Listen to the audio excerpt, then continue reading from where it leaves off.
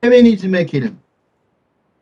EBS 방영 중인 위대한 수업 그레이트 마인즈 프로그램에 출연한 세계적인 권위를 지닌 젠더 이론과 퀴어, 동성애자 이론의 대가인 주디스 버틀러 미국 버클리 대학 교수에 대한 공격으로 인해 EBS 시청자 게시판은 한 달 넘게 버틀러의 방송을 철회해달라는 글로 가득 차 있지만 프로그램 제작진이 시청자의 게시판에서 단호하게 대처하였다는 퀴어 이론 대가 주디스 버틀러 향한 공격 단호에 꺼낸 EBS라는 제목의 한국일보 강현주 기자의 다음과 같은 기사의 내용을 읽었습니다.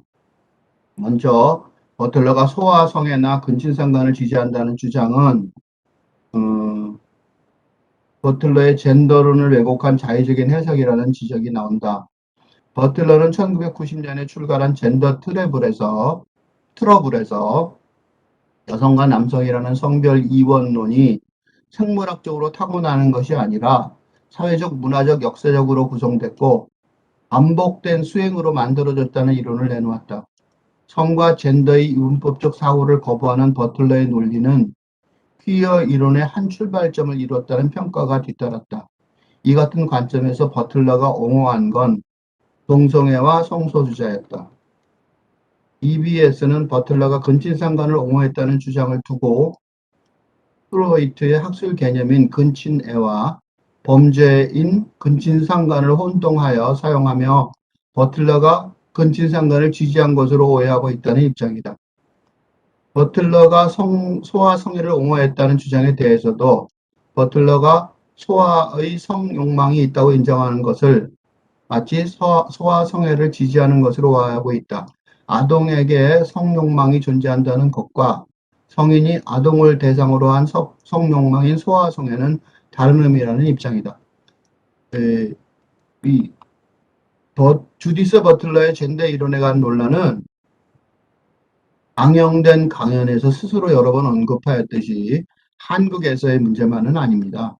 그리고 얼마 전까지만 해도 급진적인 여성 진영과 과격한 남성 진영의 전투적인 대결 양상으로까지 과열된 사례가 보도되기도 했습니다. 외국에서도 보도되기도 했죠. 주디스 버틀러의 젠더 이론에 관한 반응이기도 하지만 좀 더 깊이 생각해 보면 페미니즘 이론에 관한 논쟁의 연장선상에 있는 것 같습니다.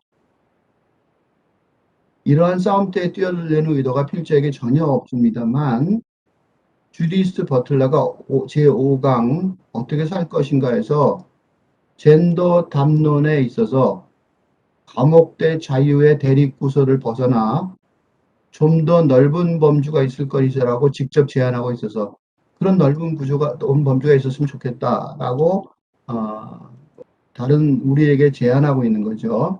또 주디스 버틀러의 노선을 충실히 따르는 것 같은 그러니까 우리 한국의 페미니즘을 위해서도 새로운 제안을 함으로써 담론의 전투를 중단하는 것이 아니라 중단하기는 어렵겠지만 그 전장을 아주 넓혀서 기존의 전투 방식이 하찮게 보이게 할 수 있지 않을까. 그러니까 그런 전투 자체가 좀 너무 이렇게 좁은 차원에서 하는 거 아닌가라는 생각에 이게 그래서 국가의 에너지를 낭비하는 것이 쓸데없는데 소모하는 것이 아닌가라는 입장도 있었기 때문에 이거를 한번 그렇게 제안해 볼 수 있기 때문에 그래서 이 두 가지 관점에서 버틀러가 말한 그런 대립구도를 벗어나는 그런 범주, 그 다음에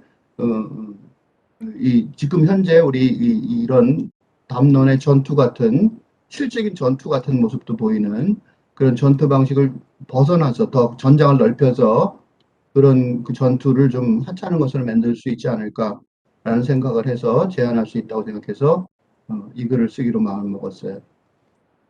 다음의 인용 부분은 필자의 문학평론서 해체론의 시대에 들어있는 문학평론인 해체론의 시대의 일부분이에요. 해체론과 페미니즘.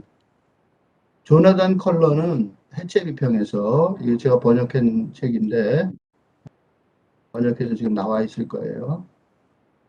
오래전에 번역했어요.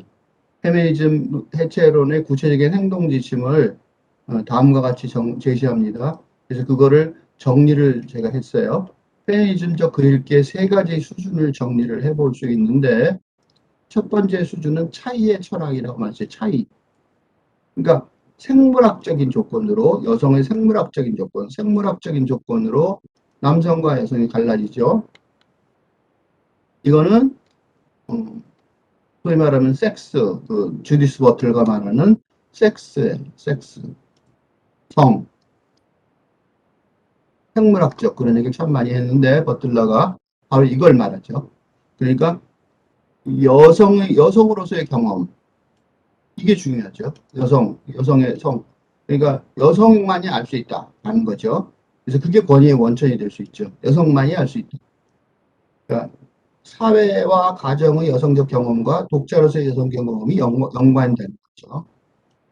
그다음에 남성 등장인물이나 남성적 주제를 강조하던 비평적 전통의 보상을 받으려고 하며 단연코 주제 중심적인 거죠. 그러니까 이런 식으로 페미니즘을 하게 되면 남성은 아니야 라고 말하는 여성 중심의 주제, 이런 식으로 말할 때 특징은 영화 비평에서 여성 감독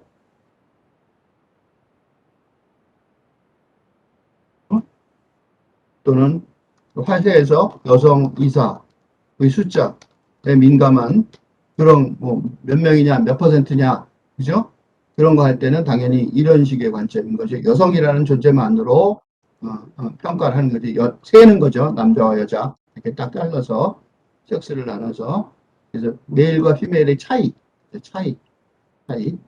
그래서 여성 등장인물의 관심사를 자신의 문제와 동일시하죠. 여성 등장인물이 나타나면 그래서 예, 그런 그 TV 채널도 있죠. 여성 채널 그런 게 있어요. 그죠? 여성 채널 그런 것들. 응?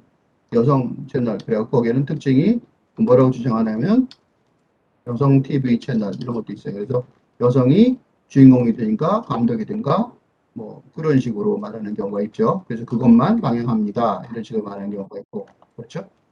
그런 경우에는 바로 이 차이의 관점에서 여성과 남성을 가르는 남자, 여자, 그죠? 남성, 여성 다를 때 차이의 철학. 그다음에 차이즘의 철학. 이게 이제 그 버틀러가 말하는 젠더. 요게 이제 여기가 설명이 잘 안 돼서 버틀러의 얘기들이 이 젠더라는 건데 이 젠더 한국말로도 이 젠더라는 말은 이 섹스는 성이라고 번역을 하죠.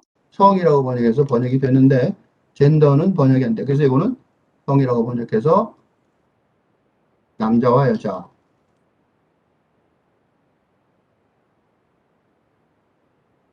남성과 여성 이런 식으로 구별을 되는데 젠더는 우리나라 말로 이거는 그래서 이 주디스 버틀러도 그 TV 시리즈에서 젠더 번역의 문제 그런 식으로 많이 얘기를 해요. 왜냐면 이거는 전혀 새로운 그동안에 쭉 있었던 어떤 그런 그 개념이 아니기 때문에 그 번역이 잘 안 된다. 그런 식으로 말을 하고 있습니다. 근데 차이즘의 철학, 차이즘이 뭐냐? 영어로 내가 differing이라는 단어를 썼는데, differing은 뭐냐면, different가 다르다는데, differing은 진행형이죠. 요거, 진행형. 그렇죠? 그러니까 달라지는 과정인 거죠. 그러니까 여성적인 것과 남성적인 것. 그러니까 즉 다시 말해서 여성적인 과 남성적인 것이 원래부터 있었던 게 아니라 교육 과정 같은 걸 통해서 차이져 가는다 이거죠. 그죠?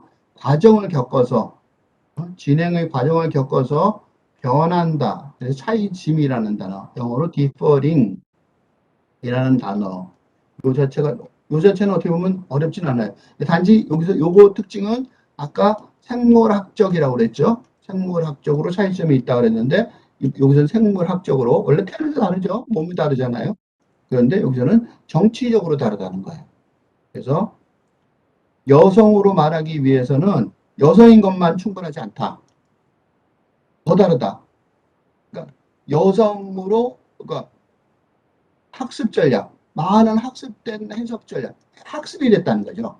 학습이 된 전략, 학습된 방식으로 어쩔 수 없이, 그지? 오염된 학습 행위다 이거죠.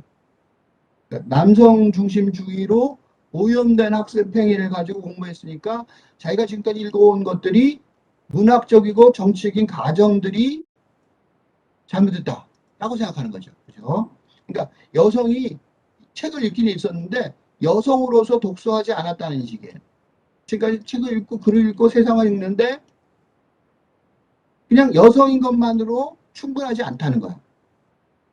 여성인 것만 차이처럼 앞에 나왔던 차이처럼 여성인 것만으로 충분하지 않고 이렇게 그 여성이라고 생각하는 것들, 여성적인 것 이거는 고려하지 않았다는 거지. 그러니까 여성인데 여성의 자기 이해관계가 있는데 그거는 반대되게 읽었다는 거예요. 그래서 이 젠더 주디스 버틀러의 그 동영상 강의에서도 보면 여성의 이런 반대, 남성 인물과 동일시하지 않아야겠다는 데모를 하는데, 낙태 같은 거가 그 대표적인 예인데, 그걸 또 반대하는 데모가 있어요. 그렇죠? 그러니까 남성 등장인물, 남성들이 생각하는 그런 생각과 동일시하는 집단도 있는 거죠. 그래서 정치적이 되는 거예요.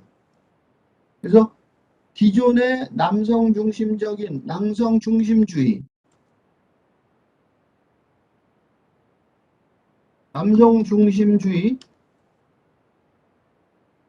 어? 사고방식에 반대죠. 그러니까 남성을 중심으로 해 생각했던 그거를 반대하는데 이거를 반대하지 않고 이거를 찬성하는 여성 집단 가능하다는 거죠.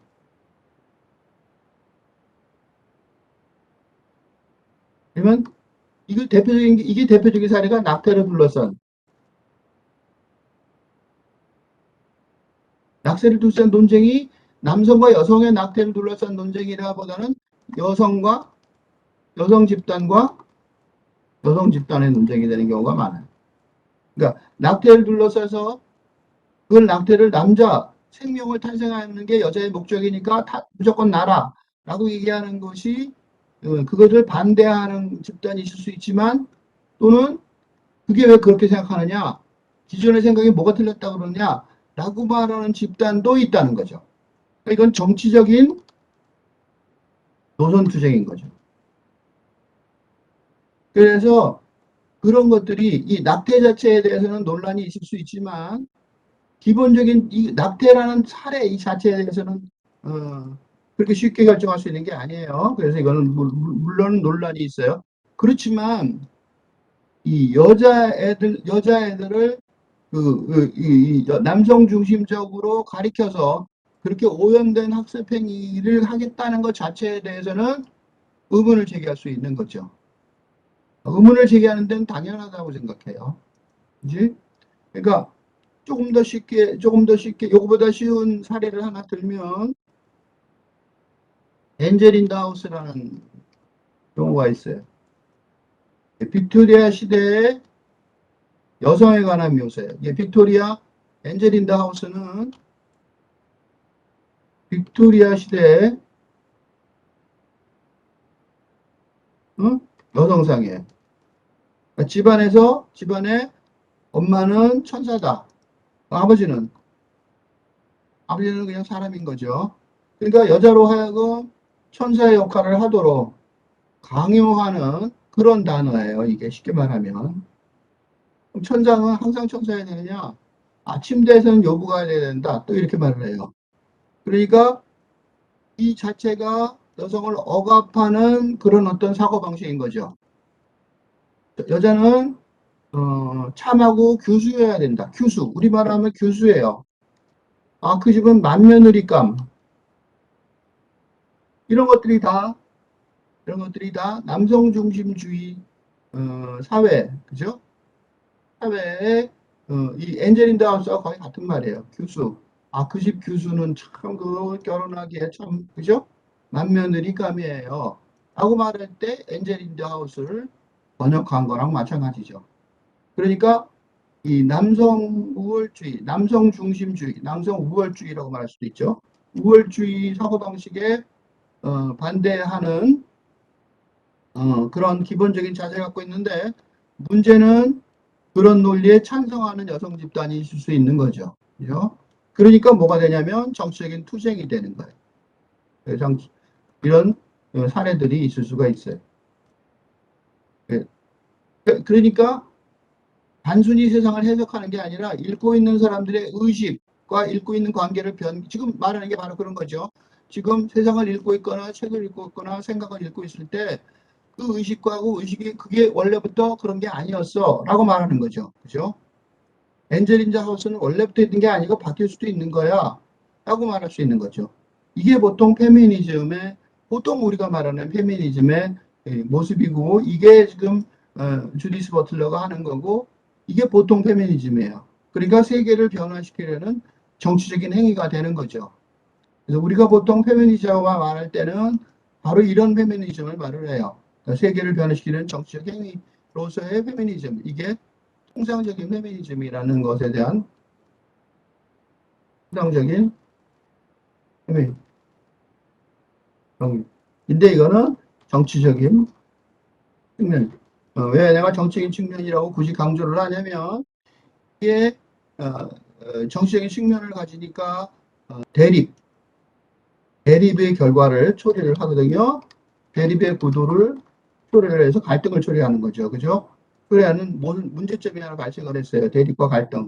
그죠? 그래서 대립과 갈등의 문제를 점점 더 심해질 뿐이기 때문에, 그래서 주디스 버틀러가 대립의 구도를 벗어나서 좀 더 넓은 범주가 있으면 좋겠다고 제안을 했고, 그래서 지금 이 필자가 여기서, 내가 여기서 담론의 전투가 나쁘다는 게 아니라 그 전장을 넓혀서 그 기존의 전투 이런 대립을 대립 자체가 하찮게 보일 수 있는 그런 방법을 찾아야 되지 않겠냐라고 그런 마음에서 이걸 쓰는 거예요. 그러니까 이거는 스스로 병신되는 경험이며, 이게 문제냐면 지금 나는 병신같이 살았네 라는 걸 깨닫는다는 것이 자각. 그죠? 여성의 자각인 거죠. 그죠? 여성 피해 소수 집단이었던 소수 집단으로 취급받아 왔다. 예? 열등한 소수 집단이라면 말이 좋은 말이죠. 열등한 집단으로 취급받아 왔던 여성의 자각. 그러니까 스스로 난 병신이었네. 이게 병신이란 말은 욕이 아니라 내가 그렇다는 것을 자각했다라는 거예요. 그러니까 인간의 조건의 문제 때문에 여성을 희생양으로 만드는, 희생양. 엔젤 인 더 하우스도 일종의 희생양이죠. 집안에 누군가는 착하게 입 다물고 일 열심히 해야 되는 사람이 있어야 되니까. 그러니까 그거를 더 이상 협조하지 않게 되는 거죠. 이거는 요새 여성 중에, 젊은 여성 중에 이걸 희생양이 되겠다고 나서는 사람 별로 없죠. 동의하는 독자, 그러니까 동의하는 독자라기보다 거부하는 독자. 그러니까 기존에 있는 기존의 체제, 기존의 남성 중심 우월주의 체제 방식을 거부하는 독자가 되는 거고, 그 남성적 오독이라는 거, 이게 오독, 일부러 틀리게 읽기, 오독. 이때 오독은 틀리게 읽기인데, 일부러 틀리게 읽기. 일부러 틀리게 읽는 거죠. 그죠? 남금 중심주의, 남성 중심주의 비판이죠. 그러니까 남성적인 마음이란 악령을 쫓아내는 과정인 거죠. 그죠? 그러니까 우리는 자동으로 기본적으로 남성 중심, 여기서 빠진 말이 중심적이에요. 남성 중심적인 마음이란 악령을 쫓아내는 거죠. 정치학에서 여성의 문제가 개인의 자유와 사회의 정의에 관한 수많은 본질적 문제들에 적용이 된 이름인 것처럼, 성의 억압이란 비평의 한 부분에 민감한 모든 비평에, 그러니까 이게 그런 모든 새로운 비평, 그러니까 남성과 여성이라는 거에 대립관계라는 것이, 보시면 구체적으로 설명하자면 이성적이다는 남성이고, 감정적은 여성적이고, 진지한 건 남성이고, 경박한 건 여성이고, 사색적인 건 남성이고, 즉흥적인 건 여성이다. 이거 약간 웃기는 거 아닙니까? 그러니까 이런 식으로 또 여성스러워 라고 얘기할 때 그 여성스러워 즉흥적이야, 경박해, 감정적이야. 이런 게 기본적으로 들어있는 것 같다는 거죠. 그러니까 즉 다시 말해서 여성의 독서가 남성의 독서보다 더 진지하고 이성적이고 사색적이라는 걸 증명하려고 작업하는 것이 이런 페미니즘 독서, 그러니까 이 정치적 페미니즘의 독서법이죠. 그런데 여기서 이 두 개가 여기가 버틀러가 하는 말인데 여기서 필자는 하나 더 차연의 철학, 차연이란 단어를 써요. 차연은 이게 자크 데리다의 말인데 차연은 자크 데리다의 말이에요. 데리다의 말인데 데리다의 말인데 차연은 어떤 단어냐면 차이 플러스 지연을 말해요. 다시 말해서 차이는 공간적인 차이죠. 그러니까 남자와 여자의 차이는 남자라는 사람이 서 있는 공간이 있고 여자라는 사람이 서 있는 공간이 있잖아요. 그래서 보통 차이야, 너 이거 A와 B의 차이 그러면 공간적인 개념의 차이. 지연은 시간적인 차이를 말하는 거죠.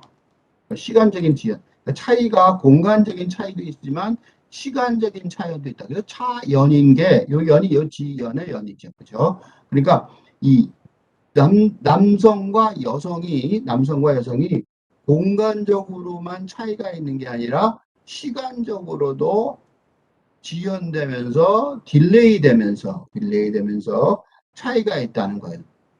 그래서 이때는 뭘 쓰냐면 페미니니티, 메스큘리니티, 남성성과 여성성이라는 단어를 쓰는데 이래서 이거를 섹슈얼리티, 이걸 갖다가 이 용어로 쓰면 섹슈얼리티라는 단어를 쓰고 싶은데 우리말로 번역하기가 좀 곤란해요. 그래서 성성. 이게 참 이상한 말이죠. 성성. 뭐냐면 앞에 있는 성은 성이고 뒤에 있는 성도 똑같은 한자말로는 똑같아요. 성.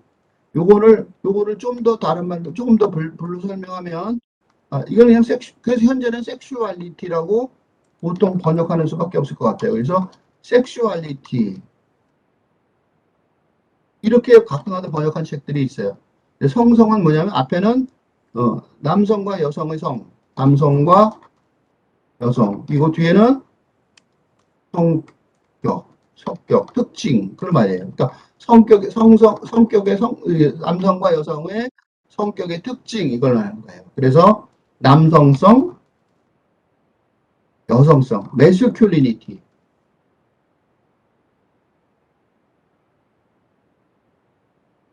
와 페미니니티, 여성성.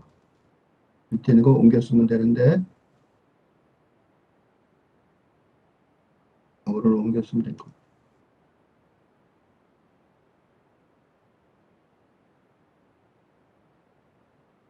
읽기 전에 먼저 설명을 하자면, 여기 설명이, 이 컬러가 약간 복잡하게 했는데, 쉽게 설명하면, 남성성과 여성성, 이 차연의 철학의 핵심적인 주장은 이 사람은 좀 어렵게 썼어요. 그러니까, 왜냐면 나처럼 이렇게 설명하는 게 아니라 자기 방어적으로 글을 써야 되기 때문에, 이건 뭐냐면, 남성에게도 여성에게도 있다.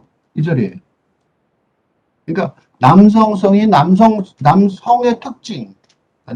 특징, 여성의 특징, 이거는 여성의 특징이라고 말할 수 있고, 그죠? 남성성은 남성의 특징, 성격, 그지? 특징과 성격. 여성의 특징과 성격.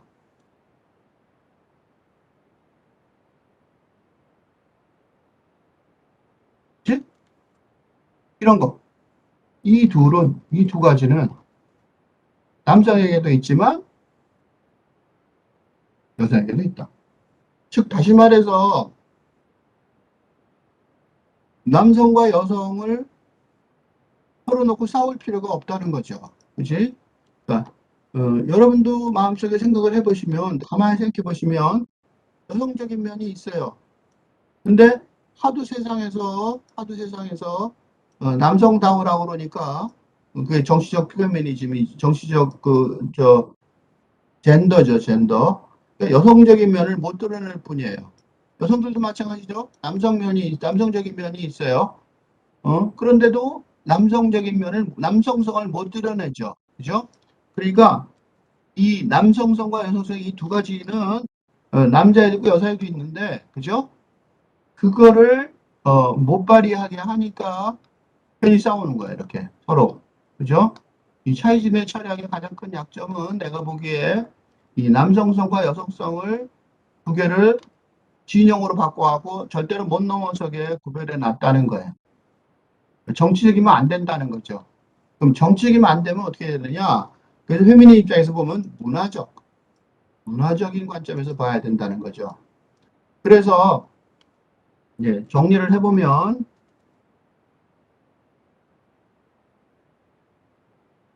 섹스는 바이올로지컬이에요.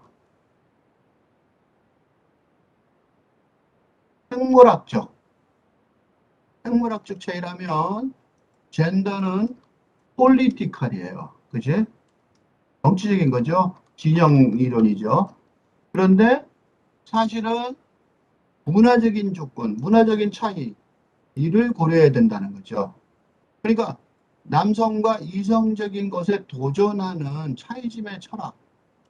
이게 왜 반성을 해야 되냐면 이걸로 싸움이 벌어지고, 그 다음에 그래서 젊은 남자들이, 어, 강력하게 대응하고 민감하게 반응하는 거예요. 그러니까 차이즘의 철학을 해야 되고, 그다음에 남성 비평가들이 받아들일 수 있는 용어로 해야 된다는 거예요. 이들은 몰라 라고 얘기하는 정치적인 투쟁의 단계가 아니라 받아들일 수 있는 용어로 어떻게 뭐가 잘못되어 있었는지를 증명해 줘야 되는 거죠. 설득을 해야 되는 거죠. 이해를 할 수 있게. 그러니까 그렇다고 해서 포기하고 남성 지배를 유지하라는 게 아니라 지금 현행 절차와 과정과 목표가 남성의 거지 권위 유지에 이용되고 있는지를 확인하는 건 중요하죠. 문화적인 조건을 바꿔버리는 거예요. 그러니까 이런 용어들, 리얼리즘, 합리적 지배 설명 이런 많은 이론적 개념 자체가 공부 속에서 바꾸는 거죠. 남근 중심적 비평에 속해 있다는 걸 보여줘서 그 번역 과정, 해석 과정을 어, 변화시키는 거죠. 그러니까 이 선택의 틀과 비평적이며 이론적인 범주 유대관계 의문을 제기하긴 하지만 극단적이진 않죠. 극단적인 게 아니라 이거를 이제 내가 좋아하는 용어로 쓰면 포월이죠. 그러니까 앞에 정치적 젠더 개념이 대결이라면 지금 이 섹슈얼리티 개념은 포월이죠. 다시 말해서 포함하고 넘어가는 거예요. 포월이에요. 감싸고 넘어가기라고 말할 수 있죠. 그지? 그래서 젠더의 여성을 열등한 집단으로 봐서 착취하는 그런 방식을 유지하라고 주장하는 것이 아니라 그런 거를 변화시키는 과정은 맞지만 그렇다고 해서 남성들을 대결의 상대로 몰아버린다는 거는 그건 약간 자기 파괴적인 거라고 보여지죠. 그죠? 남성을 대결로 하면 어, 그리스 어, 옛날 그리스 희극에 나타나는 그런 어, 희극의 그런 연극도 있죠. 여자들이 따로 진영을 정해서 그런 놀라운 그런 약간 우스꽝스러운 결과가 초래되니까 이 젠더라는 대결 개념은 어떤 틀로서, 반성의 틀로서는 사용하지만, 반성의 틀로서는 작용할지 모르지만, 현실 적용의 대책으로서는 사용할 수 없는 거죠. 그래서 독자의 경험에 호소할 수가 있게 되고, 이때 독자는 남자, 여자 다 합쳐서 말하는 거죠. 그 다음에 대체하거나 기존의 그런 남근 중심주의의 체제를 대체하거나 해체하기 위한 지렛대를 제공하는 거죠. 왜냐하면 경험이라는 게 언제나 일관되게 있지 않고, 그러니까 이게 결정적으로 젠더 개념의 가장 큰 문제가 정해져 있다. 경험은 확실하게 정해져 있으니까 너는 이쪽 진영이니까 무조건 끝까지 이쪽 진영해야 돼. 그거 굉장히 독재적이고 그 자체가 경험은 언제나 분열되어 있고 표류부동한 성격을 갖고 있다는 사실을 인정하지 못하는 거거든요. 그래서 그 자체로 이론적으로도 문제가 있어요. 그래서 정리를 하자면 페미니즘은 여성이 원하는 것, 여성이 느끼는 것, 여성의 본질적 욕망이나 경험의 호소에 기반을 두고 있어요. 페미니즘 하나가 아니라는 거예요. 그래서 그렇지만 그런 호소에 기반을 두는데 그거 보면 생물학적 조건, 그 정치적 조건, 문화적 조건, 이 보는 관점에 따라서 여성의 본질적 욕망, 경험, 여성이 원하는 것, 여성이 느끼는 것을 다르게 읽을 수밖에 없잖아요. 생물학적 조건에 맞추면 페미니즘은 남성과 여성의 차이를 중시하면서 그럼 투쟁할 수밖에 없는 거죠. 너랑 나랑 다르니까. 페미니즘을 두 번째 페미니즘은 남성적인 것과 여성적인 것 차이점을 보이면서 정치적인 자세를 취하죠. 정치적인 투쟁이 되죠. 정치적인 갈등이 되죠. 그러니까 주로 요 단계가 지금 페미니즘인데 여차직하면 요 단계로 넘어가죠. 그래서 폭력적인 사태가 발생하는 거예요. 넌 남자냐? 공격. 넌 여자냐? 공격. 이렇게 되는 거죠. 사실은 문제를 제기한 건 요거였거든요. 정치적 자세를 취하는데 퇴행해갖고 이런 식으로 되는 경우가 많은 거예요. 그런데 요 자체는 차이의 페미니즘에 대한 반성이죠. 이렇게 생물학적인 차이만 가지면 안 되고 차이의 페미니즘을 넘어가고 감싸고 넘어가는 포울의 구조로 했던 거란 말이죠. 그러니까 원래 요 감싸고 넘어가는 포울의 구조가 정치적 페미니즘에도 당연히 있었던 거예요. 근데 그 문제를 두 번째 문제를 해결하기 위해서는 여성의 문화적 조건에 관심을 보이는 세 번째 수준의 페미니즘이 필요한 거죠. 그거는 차연의 철학을 전용하는데 시간적으로 차이가 있다는 거예요. 세 번째 수준의 페미니즘은 두 번째 수준의 페미니즘을 다시 포월하는 구조를 갖고 있죠. 포월, 감싸고 넘어가는 구조를 갖는데 두 번째 수준의 페미니즘은 첫 번째 수준을 감싸고 세 번째 수준은 두 번째 수준을 감싸고 동그라미가 두 개가 겹쳐져 있는 걸 생각하시면 돼요. 정치적 조건은 생물학적 조건을 포함하고 그렇죠? 문화적 조건은 정치적 조건을 포함하잖아요. 그러니까 당연히 그런 거죠. 차이즘의 철학은 차이의 철학을 포괄하고 차이의 철학은 차이즘의 철학을 포괄하는 거죠. 그러니까 해체론이 이 마지막에 말한 이 문화적 차원이 세 번째로 가는 단계 그게 해체론인데 해체론 이론은 이 책은 해체론을 설명하는 책이니까 해체론을 설명하는 거고 기존의 이론을 감싸고 넘어가는 포월의 방식으로 페미니즘의 새로운 이론적 툴이 제시될 수 있다고 생각하는 거예요. 이러한 3단계 접근법, 이거 3단계 접근법인데 이 접근법은 생각보다 굉장히 중요한 것으로서 이런 다양한 자체에서 차이즘 차이언을 설명했었는데 이런 다양한 관점에서 이건 너무 길어서 설명할 수가 없어서 어쨌든 하나만 예를 들면 책을 텍스트라고 부르죠 지금은. 근데 앞으로는 텍스트성 타자를 제2의 나라고 부르는 게 타자성으로 바꿔야 된다는 거죠. 이런 변화성, 근데 정책이 정치학에서 정치성으로, 그렇죠? 문학으로 말하면 리얼리즘이 상징주의에서 해체비평으로. 되게 어려운 과정이라서 나중에 기회가 되면 이걸 우리가 이거 정리를 하고 이거 설명을 생략을 좀 했는데 거두절미하고 긴급의 필자의 주장을 요약하자면 차이의 철학이 생물학적인 성이라는 개념으로 표현되어 있고, 그렇죠? 차이즘의 철학이 정치적 젠더라는 용어로 강조되고 있지만 이 문제를 해결하는 방법은 차이의 철학을 통해서 문화적인 성성을 지향해야 넘어갈 수 있다는 거지. 갈등하지 않고 감싸고 넘어갈 수 있다는 거죠.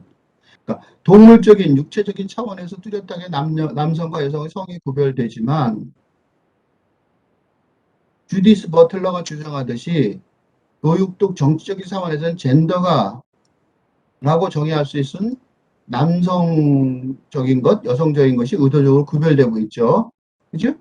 여자애들은 분홍 옷을 입히고 그게 바로 그거죠. 남자들은 푸른색, 청색 옷을 입히고 이게 이제 주디스 버틀러가 여기서 설명한 건데 예를 들면 시몬 드 보부아르의 제2의 성에서 말한 여자는 태어나는 것이 아니라 만들어지는 것이다 라고 말하는 것을 굉장히 금과 업조처럼 주장하는데 그게 바로 여성의 권리 회복을 위한 정치적 투쟁으로 해석한 게 주디스 버틀러의 논리 체계고 이게 젠더.